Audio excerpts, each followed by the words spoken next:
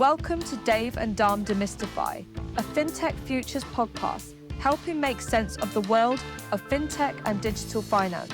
Please sit back and listen as the two Ds take a subject and discuss it to make it clearer and easier to understand. Demystify. Welcome to the Dave and Dharm Demystify show, and it seems like every show we talk about AI, Dave, but we've got yet another amazing expert. So we're going to get deep and dirty with AI. I think you're going to be blown away with our guest today, Charleyne Biondi from Moody's. Welcome, Charleyne. Would you like to give us a little bit of a background and intro to yourself? Hello, and thank you for having me. So I do research on blockchain and AI developments for the digital economy team at Moody's Ratings. And so I wrote, among other things, the 2025 AI Outlook that we published very recently, a few weeks ago. We'd love to hear more about the report and some of the things that you have written about, but the world of AI just moves so quickly at the moment. How on earth do you keep on top of what's going on? I mean, that's one of the reasons why I think that the digital economy team was created at Moody's, is that first of all, we realized that things were moving fast. Emerging technologies were moving really fast, and we needed to find a way to stay ahead of the curves, to stay ahead of these shifts. And so what the team does is really to address and to focus on what's happening in the technological sphere and the impact that these emerging technologies could have both on the market, so on the issuers that Moody's Ratings rate, and on the investors that we try to inform, but also on our own operations, as a rating agency. Dave and I both feel that the pace of innovation is increasing, but we always say that. I think we caveat it with, but customer adoption generally tends to follow much more slowly. But we've seen in the last couple of years the adoption of AI accelerate beyond we imagined. And what was happening at a pace is happening even faster. What do you think is driving that pace at the moment for AI? So there's no technological progress without massive investments in the field. So one of the reasons why we've seen gigantic leaps in AI capabilities in the last years, it's because it's been a decade or maybe even more that a few companies have invested billions and billions into research and development, into trials. And suddenly, when there was this breakthrough with at OpenAI, and I think Google had a similar kind of breakthrough, except it didn't commercialize into a public product at the same pace that OpenAI managed to commercialize ChatGPT. But between basically 2018 and 2020, there was this major leap. And then 2022, it was commercialized, so it became widely available. And since then, other companies have been catching up. And what's actually very impressive to me is the fact that you can have companies like startups like xAI, which really started going into AI very recently, and in an incredibly short amount of time managed to build a model that has near equivalent performances to the leading models in the field. And so this means that the sector of just generative AI is extremely competitive. And I think that plays into just the pace of progress, the fact that you can have so many actors just emerge and propose new models, and then propose new features, and then propose new model architectures, just like DeepSeek, the Chinese model, did. So that's for progress. It's massive investments, and then it just seems that progress builds up and competition builds up progress. And then, of course, these great performance of AI models, they just drive adoption. I mean, it's so interesting what Dharmesh said, because I sort of feel like adoption is closely following what's going on and that distance between kind of innovation and adoption has got so narrow. So now we're all sort of sitting around waiting for new things to kind of happen. And we've got to talk about the report, but we'll come back to that in a... But since you published the report, we've had DeepSeek, and then we've had these new research models which are coming out. And I tried Perplexity one just a couple of days ago. It was mind-blowing kind of what it kind of gave me in terms of, the questions. I also managed to get ChatGPT to do, over the course of 3 days, it did a heuristic evaluation of a bunch of websites for me. And I was like, well, that's extraordinary, because I kept going back and I'd say, hey, ChatGPT, have you finished the job? And it would say, no, not quite. And I was like, are you having me on? No, this is complex work. You're asking me to. I mean, I had to end up, in order to kind of get it to finalize the report for me, saying that I've missed every deadline. My manager's really angry at me. My boss is going to. I was like, this is weird talking to a machine like this. But this has all happened in the last few weeks. So that pace is extraordinary. But I have to ask about like DeepSeek, because that seems to have been a kind of big thing which has completely changed what's gone in the market over the last few weeks. What's the sort of Moody's and your take on what's happened with DeepSeek? So I think there are three aspects that are particularly interesting. The first is that DeepSeek's success forced us to take a look at the context in which it emerged. So basically at what China has been doing in terms of tech policy. The second aspect is just the technical feat that it achieved. And then the third aspect is, what does that mean in terms of consequences for US or just other issuers, non-Chinese issuers in the AI sphere, and for the AI market in general? In terms of the context, there are three things that I think are really relevant and that have been under-commented in the media. First of all, it's Chinese talents. You know, after DeepSeek was released, there were some voices. I mean, there were some rumors that, okay, maybe one of the things that the US should do to just hinder China's progress is not only restrict semiconductors exportation, but it's also limit human flows between China and the US, especially for Chinese engineers in AI. But then there are some studies that said, well, the thing is, China got so good in terms of AI talents that if you were to do so, it could possibly harm the US tech industry more than China, because now China knows how to train these people. They know how to train incredible engineers. And that's something that has been undervalued, I believe. The second thing is Xi Jinping's policies over the last decades or more regarding tech. He has put in place consistently policies to undermine monopolies in the tech industry. And so to favor the emergence of startups and innovation and horizontal competitiveness. And this is what allowed a startup like DeepSeek to emerge. And I think this rings particularly sour to us Europeans, because we're always talks about the Draghi report and the lack of competitivity. And we'll mention the AI summit, but basically just if it rings our bell, what are we doing, in that front? And the second aspect is foreign VC investments. And so China has also been consistently pushing for foreign VC investments, specifically in the segment of the AI value chain where China has so-called weaknesses, such as the semiconductors. And all the foreign firms just went for it. And so I think this has a lot to do. I mean, you always have to, nothing emerges in a vacuum. So this has to be considered. Then in terms of the technical feat of DeepSeek, I think the one thing that's truly impressive is the fact that it managed to do that with a tenth of the computing power that was required for Llama 3.1. I mean, correct me if I'm wrong, but I think that's the range. And what's particularly interesting and I think relevant to the AI market is the capacity of DeepSeek to develop a software for GPU optimization, so that really managed to use computing power and to make sure that there was no idle chip during the training process. And so to really optimize computing power.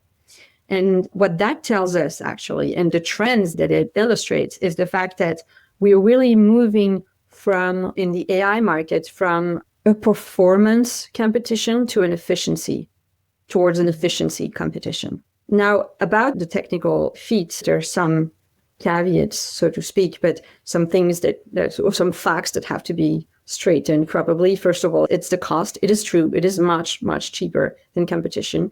But of course, that's a banality to say because we've read it everywhere, but it didn't cost 6 million. That's just one of the training phase. And I've been looking extensively for a sound estimates that would take everything into account. The more convincing piece that I found was someone who looked at basically the founder of DeepSeek, which was a quantitative hedge fund founder before, and started investing in AI back in 2019. And so basically, they looked at all the investment in AI that could have served the development of DeepSeek and how much that was. And basically, the estimate is around 400 million or 500 million, in that range. So It's still not a lot of money. yes, but and yet it's still cheaper. It's more than the 6 million or whatever that's been quoted, isn't it? Amazing. And then the other data that, I mean, we don't have any hard truth on, but that we can question is, okay, what kind of chips did they actually use? Because of course there are the restrictions. So if they did use the latest NVIDIA chips, they wouldn't be able to say it publicly.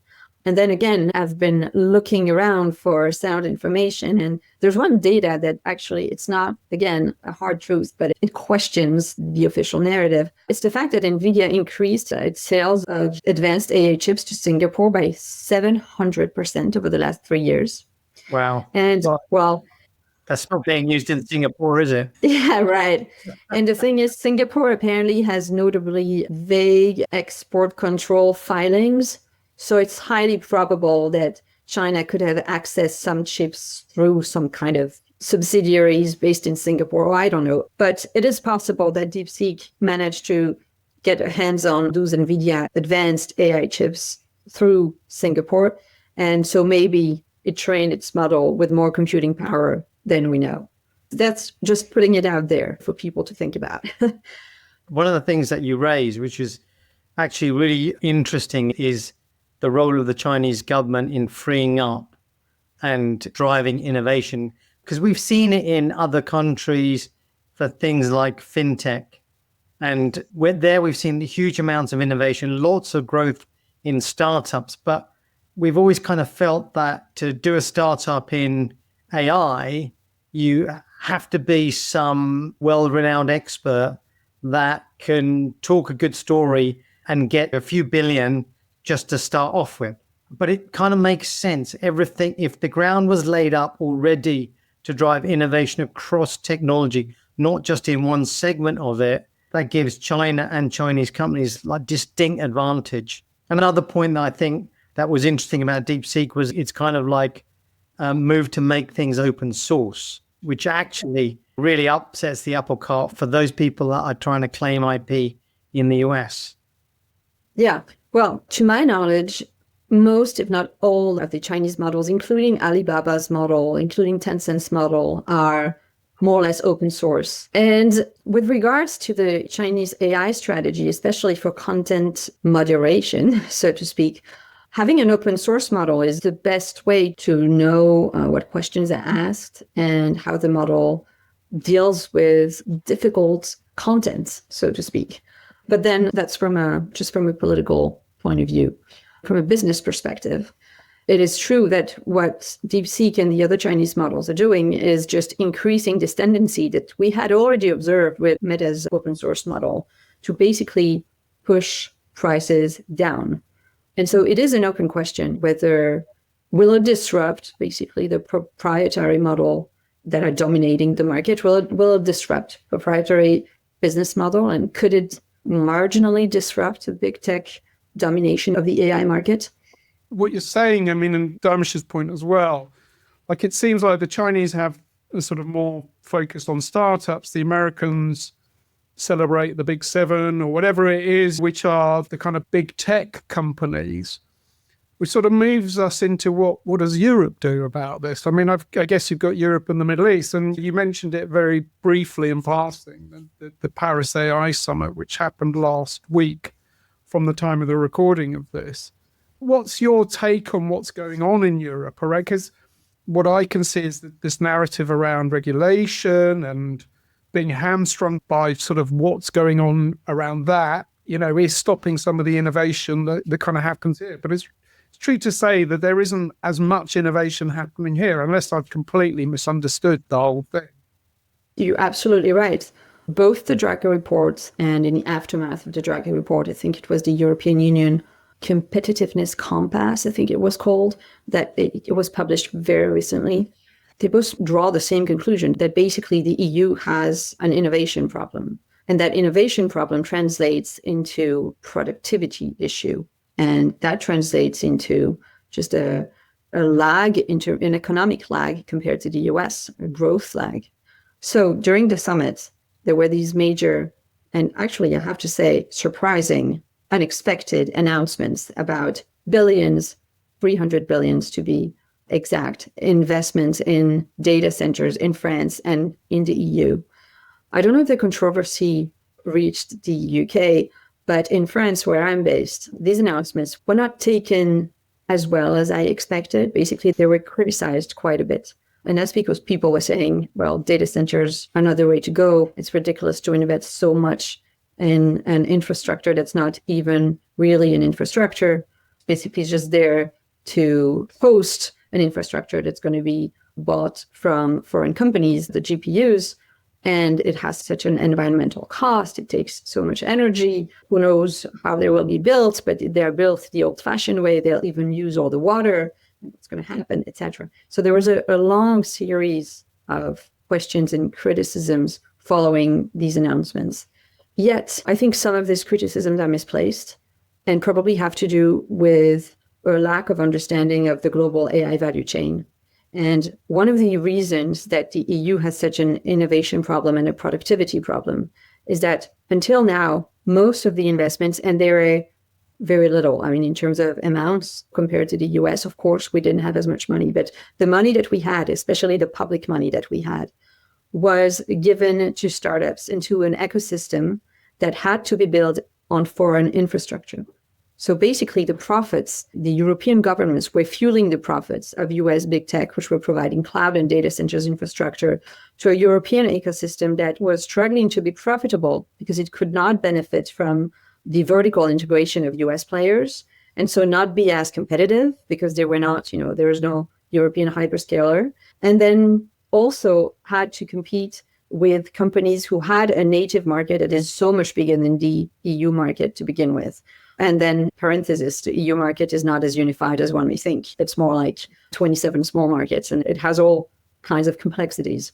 So I think data centers and building and investing infrastructure is the only way to finally unlock the productivity gains of AI innovations and of tech innovations in general. So in that sense, investing in data centers is a necessary first step. And so it is necessarily good news for Europe. Having said that, it is just one bit of the infrastructure needed to develop an ecosystem. And I think one fair criticism that could have been addressed to both the French president Emmanuel Macron and Ursula von der Leyen during the summit is that none of them really addressed this. None of them really proved an awareness of the fact that if the EU doesn't invest also at least a little bit, if it doesn't put one small foot in the semiconductor value chain, and if it doesn't find a way for the European ecosystem to bypass the platform as a service, the cloud services of big tech, and doesn't find a way for the European ecosystem to be competitive, then these data centers will serve no other purpose than for US big techs to basically do business in Europe. And that's it. It's amazing just to kind of go, because I think if you sort of really think that all through, I mean, the UK, Europe has a planning problem as well. Despite the investment, like you mentioned XAI, they went into a town and built a data center, got that up and running literally in months, didn't they? I mean, can you imagine that happening in Europe? We've got probably years ahead of us in terms of planning before these data centers get built, by which stage the world may have moved on. So it's really interesting to kind of think about the totality. And as you say, like if you then don't kind of lean into the sort of microchip side of things, then you become a vassal to, I mean, it's fascinating. What needs to change in your view in Europe? I mean, we can't carry on as we are. I mean, clearly, if we look on the corporate side of things, you'd have sacked the CEO, right? Or you'd have brought in a really strong CTO. We don't see real strength in any of the countries at technology leadership level. I don't think that can be disputed. If you look at India, look at the technology leadership, how Moody talks about the India stack. I mean, that's the prime minister of $1.5 billion community country, right? Yet Starmer, I wonder if he knows what quantum actually is. So just like in a company, sometimes the CEO needs to shift. And if I look at what's happening in banks, And the banks that are actually starting to make progress away from the pack, people like Lloyd's, have a deep and thorough understanding of technology at the top that goes through the ranks. It really is becoming like a technology-driven bank because everything's being designed in terms of products and understanding customers from a technology standpoint. But we don't have that in governments, or not least the ones in the UK and for best parts of Europe. But is that the change you think, or is it a people problem, or is it something else? I think you are going to hurt Emmanuel Macron's feelings. Sorry, Mr. Macron. Sarah. Well, you may be right. And at the same time, anytime I read the publication of the EU, I'm always amazed at how clear the vision is. You know, they have a very clear vision and they express it very clearly. The difficulty seems to be in implementation. They know they have a competitiveness problem, they know they have an innovation problem, and they know where they want to go towards sovereign technology. Everything is clear. They understand the role of innovation for the future of society. It's well rolled out as a program, or as a vision. But as a program, as you said, and how these goals are to be rolled out, this is where there is a lack of basically practical projects to just make things happen. And certainly massive investments are a good start. Without that, you know, if you had asked me a month ago, or just when we first met to discuss this podcast about the future of Europe and AI, I would have been very embarrassed to respond. I wouldn't have known how to go about this question. Now there is actually a possibility to just transform this vision into something tangible. I'm not saying that the politicians are right to say that now the EU is going to play with the big boys and compete for the US and China. I think it's a really far stretch, but it's finally put a foot on the right direction. And those investments are actually the first time that the EU has the means to do what it wishes to do. So in that regard, I think the developments are rather positive. You mentioned XAI and how quickly it managed to do all that. And it's true that in the EU, and that's something that's been raised and discussed extensively during the summit, the question of regulation and the fact that regulation could hinder progress just because it slows considerably time to market for EU companies and EU products. And what everybody has noticed is that especially in the technological sector, and even more so in the AI, time to market is key. So there is something to be done, but I think regulators are well aware of that. There's something to be done to just facilitate the time to market. Well, I mean, it has been a massive month, hasn't it? With NVIDIA's Digits computer, £3,000 for a supercomputer on your desk, DeepSeek, and then XAI, etc. So, I mean, I'm glad we covered all of that stuff, but you spent a lot of time researching a report. That was the real reason for that podcast. Absolutely. And can I just add that, you know, it's a brilliant report, as all of the reports from Moody's tend to be. I mean, if you can get your hands on anything that Moody's publishes, it's really worth it. Yeah, let's go back to what was the report all about, and what are some of the themes that you were kind of looking at for 2025? Yeah, so it's the 2025 AI Outlook. And I mean, it is, you know, an outlook is always a sort of a forward-looking exercise. So the goal was really to underline the key trends that we can observe in the AI market.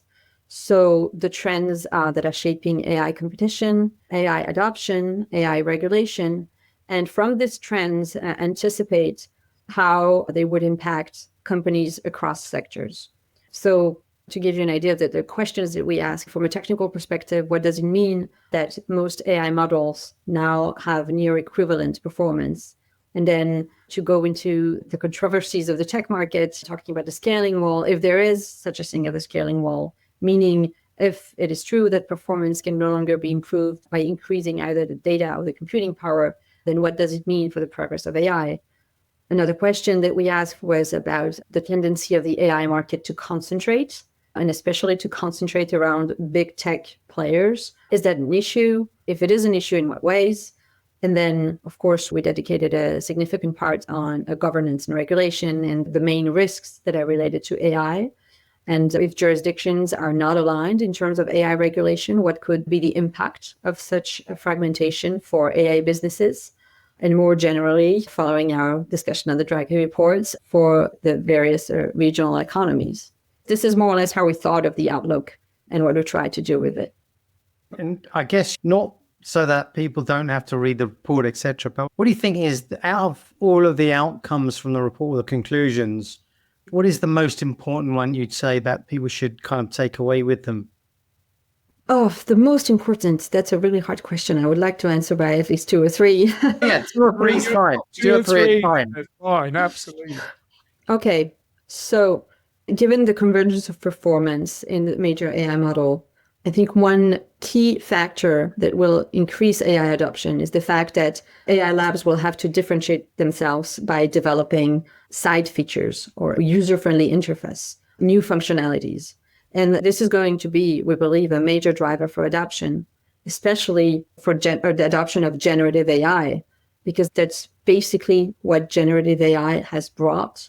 It's the fact that now AI can be implemented in companies with very little to no IT expertise, that have very little or no IT expertise at all, and that can just suddenly, without having a major IT service, without having a major technological knowledge, just implement AI tools in their daily workflows.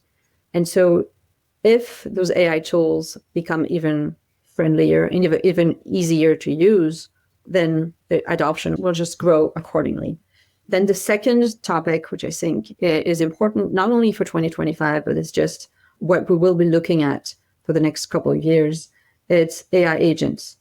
And to be clear, although they already exist and they've existed for quite some time in the AI world, as of now, I wouldn't say they are efficient enough to be a key driver of adoption, just because for so many reasons, and especially in highly regulated sectors, it is very hard or impossible to trust at this stage the outcome of an AI agent. So because they're not perfect yet, they haven't played a major role so far, but they're definitely getting better. This is definitely where the industry is going. And we're not the only one to say that. I think everyone is aligned on this. But they could be a major driver of adoption and a major driver of productivity and also of value creation. Can I ask, Charleyne, I know this is a difficult question, but I'm going to ask it anyway because I get to do that on the show, which is, when do you think they will become much more reliable and trusted to be able to everything that we need them to do? So at the moment, we're kind of saying, well, we're not quite sure about them, but given the pace of like how AI has progressed, is that going to happen this year, or is it still, are we talking about 3-4 years away? Well, I think there are many factors to be considered. Sure. The first one, I mean, you said it, it's just technical progress. When will AI be there? When will we have a model that is just able to generate answers with minimal hallucinations, with just trustworthy answers from a technical point of view? So that's technical progress. And that is hard to evaluate, but it could happen fast. Just look at O3. Who knows what the curves will look like, the new models, new inference techniques. It could happen pretty fast. But then that's not all. Then there are other factors. And I think one of them is AI governance. Will we be able, first of all, technically, to just put in place governance rules, governance mechanisms that allow for a sound supervision of these agents and of their outcomes? And without that, in most industries, just implementation will not be possible. You already mentioned the financial industry. There is no way that AI agents will be able to be rolled out and used thoroughly without that kind of mechanisms in place and without the guarantees that they are properly supervised from a technical point of view. And then in relation to that, I think the third aspect is regulation. Again, in most industries, companies will never take the risk to roll out such models and to make the investments, to train the workforce, to switch the dynamic, to transform the company if the rules are not clear. And then if they have to face some compliance or legal issues for this. So I think you have these three aspects together: the progress of the technology, the governance mechanisms, and then regulatory clarity. And those are the three, to me, most important factors that will allow the full potential of AI agents to be explored or slow it down. And I think they're equally important. With a great technology, but no oversight, no guarantee, no legal clarity. So can I ask, in terms of the bigger companies there, I mean, I presume they're all working on identification as a sort of strategy. I mean, it's interesting if you sort of follow these models through, you know, they've gone from just chat interfaces, now they're doing deep research, and then they're doing reasoning. And I presume that identification is part of their sort of product development strategy. You know, they see that as a sort of way of being competitive. Yes, definitely. One of the things I wanted to understand, when you sort of look at, I don't know, an industry like financial services, what's the adoption of just, I'm going to say, basic generative AI, you know? So we've worked and talked to a lot of banks, and what you see is that there is some moves to use it internally, but from a kind of customer experience, there seems to be a real reticence about using, as I say, basic Gen AI. So what's the view in terms of what's going on in the finance industry around Gen AI? So you're right to mention Gen AI, because the financial industry usually is the industry that we use as an example to say, well, they've been using AI forever. So what is Gen? I don't think there's one player that doesn't have some machine learning tool to automate at least or inform at least some of its processes. So what can Gen AI bring to an industry that's already so deep into integrating AI? Especially in an industry that is as data-driven and as highly digitalized as the banking sector, the financial industry. So that is, in theory, so ripe for Gen AI. What are the successful use cases? I think so far, the most relevant examples that I've heard, especially from the traditional banking sector, are probably from the JP Morgan Investor Day. I'm sure you've seen that. I think there was, I can't remember, it was probably in the fall of 2024. It's pretty recent. But they rolled out some applications, and in certain sectors, such as KYC, Know Your Customers, they managed to process so much files with much less workforce. And I think it amounted to 80 or 90% increase in productivity on that specific KYC process. But then there are other use cases in the financial industry that actually, so it's not directly used by the customer, to my understanding, but it's really improving customer experience. And that's, for instance, in payment validation screenings. So it's highly information-based, it's data-driven. And by implementing AI, some companies have really been able to limit payment fraud, but also they have lowered significantly the rate of validation rejections. Sometimes your payment is just rejected for all the wrong reasons. And thanks to AI, that doesn't happen, or that happens much less.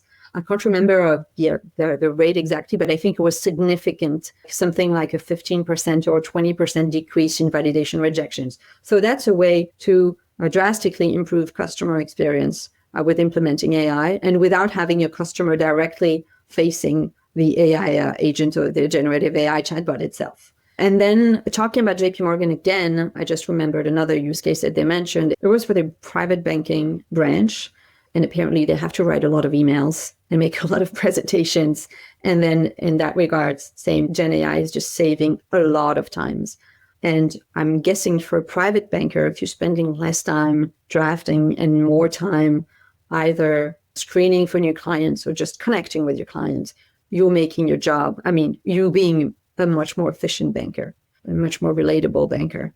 It's interesting because I think I ponder the industries which are kind of being impacted by generative AI the most. My background is actually UX design and marketing. And I wonder if there will be a marketing industry. I mean, if there won't be a marketing industry like the one we have now, will there? I mean, I saw a presentation, Dharmesh and I saw a presentation from somebody from one of the European banks last week who said, do we need a marketing director anymore? I don't even remember. I forget which bank it was from, but the conversation was around AI. And so you think about marketing, you go, well, actually, we don't need marketing in the same way, because these tools enable individuals to do so much more than they could. So from Moody's point of view, what are the industries which you see the biggest changes kind of happening at the moment? Yes, first of all, before I answer, I think this kind of comments, that we need a marketing executive anymore, I think this is kind of buying into the mythology, a certain mythology of AI and replacing humans, basically. And I really think it has to be called a mythology, because what we've observed and what we anticipate is rather different. I mean, it's more AI helping humans do their job better. And especially in a job like marketing, which is a creative job. Of course, you can automate so many tasks. Of course, you can automate content creations. But ultimately, it is very unlikely that just an AI system is going to be able to anticipate better than a human something that has never been anticipated before. Until now, automated systems are very good at building on past performances, but especially in marketing, it's a forward-looking industry. You need the kind of creativity that I strongly believe has to do with the incarnated human mind and not a statistical intelligence of past performances and past trends. But having said that, if you're a marketing executive today and you're not using AI, you'll probably lose your job in the coming years because it brings so much to the table. What you said there, which I think it kind of feeds into what this lady was saying, is that marketing is changing because these tools enable so much more. So you can, with smaller teams, do a lot more than you could before. So you don't perhaps really need to rely on agencies so much, or if you find that shit hot creative director from New York with a big idea, you can kind of build around them rather than sort of having to go to a big agency. And so you can see that marketing will change and is changing around this. So what are the other industries where you see these changes happening?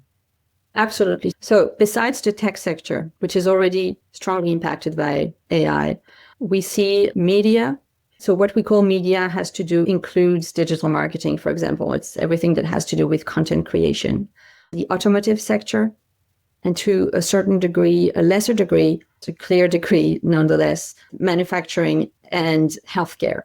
And in media, for instance, to go back to what I was saying, what we are anticipating is that generative AI will disrupt the business models of some companies.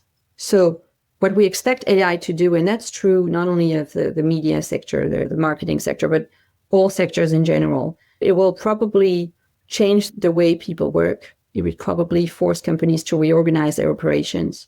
It would probably displace jobs and change the nature of people's job rather than just suppress jobs.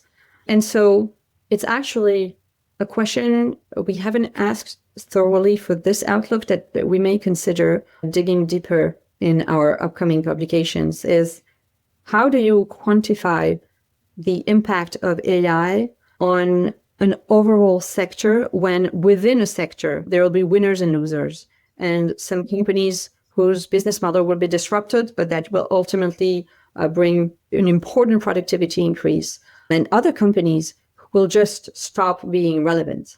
And so how can we basically have a more granular understanding within each sector of how AI will disrupt each issuers? That's definitely a question to be asked and to explore. Then on other sectors, for example, the automotive sector, there are two aspects of two sides of the question and of the impact of AI. You have impact of AI on the traditional automotive sector, if I can call it that, and then the impact of AI on alternative companies, if I can, I'm just making that term up. It's not an official term that we use at Moody's, but basically electric vehicles. How is AI right now? The most effective application of AI are in these new electric vehicle sectors. And in healthcare, in pharma, in both pharma and healthcare, the applications are already quite amazing. And they're not changing necessarily the productivity. They're not driving so much value. They're not disrupting the business models yet.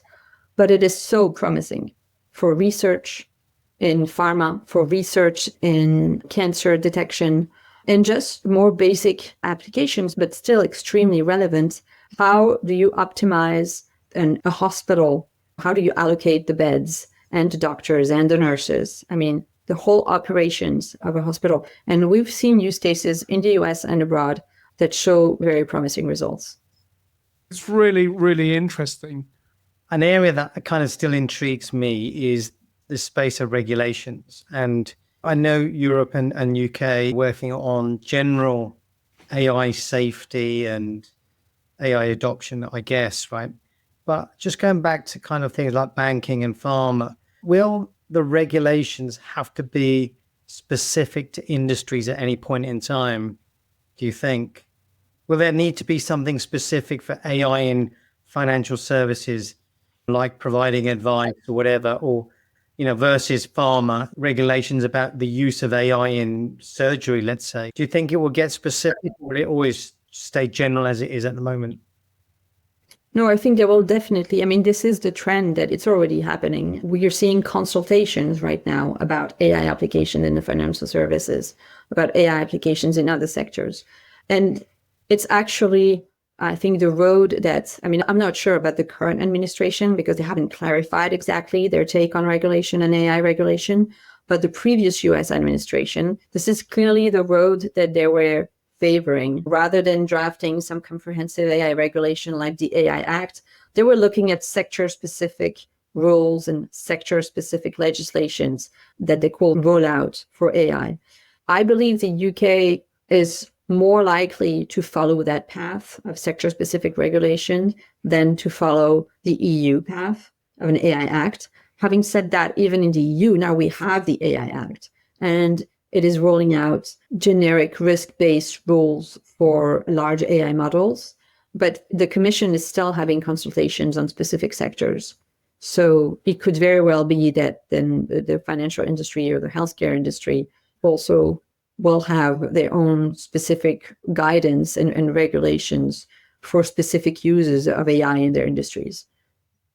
Again, it sort of then goes into kind of think about the world. So if you have countries where regulation is not so tight as other countries, there's opportunities for companies within those countries to move ahead from a kind of innovation standpoint. So AI then becomes a real kind of competitive advantage at a kind of global level, doesn't it? It's already there. You can kind of see it, but it becomes like, if we're talking about kind of adoption of AI, creating efficiencies and changing entire economies, how do you, as sort of Moody's, look at that? Because I guess, core, you're a ratings agency. So do you see that sort of what you're doing in terms of understanding this is part of actually the picture you're building around countries? The other question is, how do countries make sure they don't disadvantage themselves? Because I think this is a big question, isn't it? Yes, in fact, not only for AI, but also for blockchain technology and cyber risk, we pay a lot of attention of what is going on globally in terms of regulation and how regulatory fragmentation can affect both these tech issuers, so tech companies, the tech market itself, but also the general economy.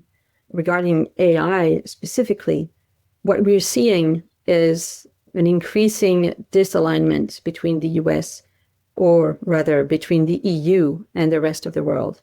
And we are actually closely monitoring what this could mean for the European economy, for the European tech ecosystem, and for EU issuers.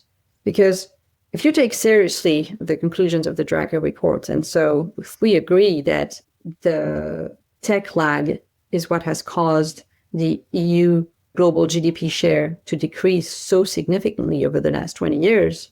And if you also agree with the hypothesis that AI is going to significantly increase productivity, and AI companies are mostly based in the US, and if AI application can more easily be rolled out in US companies, so it's basically US companies both create the value from the tech sector and then benefit from the productivity gains because they can easily implement it, while in the EU, we struggle to innovate. And then in terms of implementing AI products, even though they are built in the US, well, we can't do that because of regulation, then it could have a significant effect on so many levels of the economy.